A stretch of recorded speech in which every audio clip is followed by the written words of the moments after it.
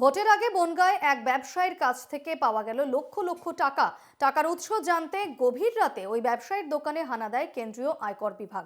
রাত ৩টে থেকে চলছে অভিযান। কুমারেশ হালদার নামের ব্যবসায়ীর প্রতিষ্ঠানে হানা দেয় কেন্দ্রীয় আয়কর বিভাগের ৩ সদস্যের দল। সূত্রের খবর, ওই ব্যবসায়ীর কাছ থেকে প্রায় ২০ থেকে ২২ লক্ষ টাকার হদিশ মিলেছে। বনগাঁয় এক ব্যবসায়ীর কাছ থেকে লক্ষ লক্ষ টাকা উদ্ধার হয়েছে এবং সেই টাকার উৎস জানতে এবার হানা দিয়েছে কেন্দ্রীয় আয়কর বিভাগের।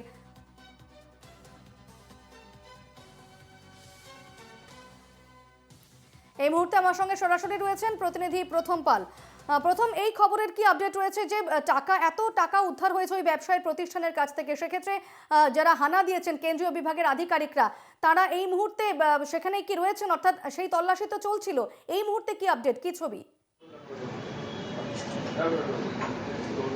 একেবারে বিপন্না বনগাঁ থানার পুলিশ তারা গোপন সূত্রে খবর পায় যে এই ব্যবসায়ী কুমারেশ হালদার, যার বাটার মোড়ে একটি প্রতিষ্ঠান রয়েছে, তার কাছে ২০ থেকে ২২ লক্ষ টাকা সেখানে মজুদ রয়েছে। এবং পুলিশ কিন্তু প্রথমে গতকাল রাত ৯টা থেকে তারা কিন্তু আসে, এখানে হানা দেয় এবং এরপরে কিন্তু নির্বাচন কমিশনের যারা প্রতিনিধি তারা কিন্তু এখানে আসেন এবং এরপরেই তারা ব্যবসায়ীকে প্রশ্ন করতে থাকেন যে এই টাকার উৎস কি, কোথা থেকে এলো এই টাকা। এবং তিনি কিন্তু যখন সদুত্তর দিচ্ছেন না, দিতে পারেননি, তখন কিন্তু কেন্দ্রীয় আয়কর বিভাগের যারা আধিকারিকরা রয়েছে তাদের কিন্তু খবর দেওয়া হয় এবং তারা কিন্তু রাত ৩টের সময় তারা ব্যবসায়ের যে প্রতিষ্ঠান, সেই প্রতিষ্ঠানে এসে হানা দেয়। এবং এরপরে কিন্তু গতকাল রাত থেকে কিন্তু এখনও পর্যন্ত তারা কিন্তু বনগাঁতেই রয়েছেন এবং দফায় দফায় কিন্তু তারা ব্যবসায়ীকে জেরা করছেন। তাদের যে তল্লাশি, সে তল্লাশি চলছে। এবং তোমাকে দেখানোর চেষ্টা করবো যে এই যে সেই প্রতিষ্ঠান, যে সবিতা এন্টারপ্রাইজ নামে, সেখানে কিন্তু কেন্দ্রীয় আয়কর বিভাগের যারা কর্মীরা রয়েছে তারা কিন্তু এখানে তল্লাশি অভিযান বা যে জেরা করা হচ্ছে ব্যবসায়ীকে। এবং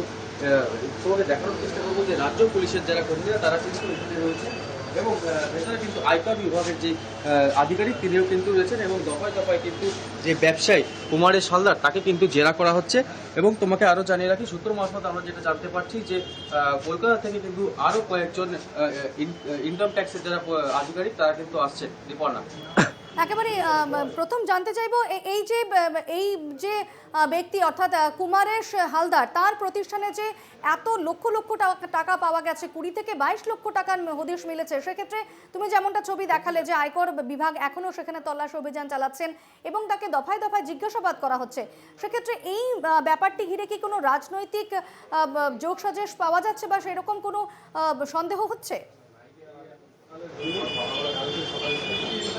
এখনো পর্যন্ত এই ব্যবসায়ের যে কোনো রাজনৈতিক পরিচয় আছে কিনা তা কিন্তু এখনো পর্যন্ত জানা যায়নি। তবে কেন্দ্রীয় সংস্থা তারা কিন্তু দফায় দফায় এই ব্যবসায়ীকে জিজ্ঞাসাবাদ করছে, জেরা করছেন এবং তারা কিন্তু জানতে চাইছেন যে এই টাকা এলো, উৎসাহ কি, এতে কোনো অন্য কোনো ব্যক্তির যোগ রয়েছে কিনা, সমস্ত যে বিষয় সেই বিষয় কিন্তু তার কাছ থেকে জানতে চাওয়া হচ্ছে।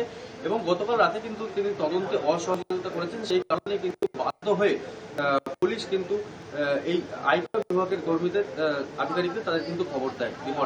বেশ, ধন্যবাদ প্রথম।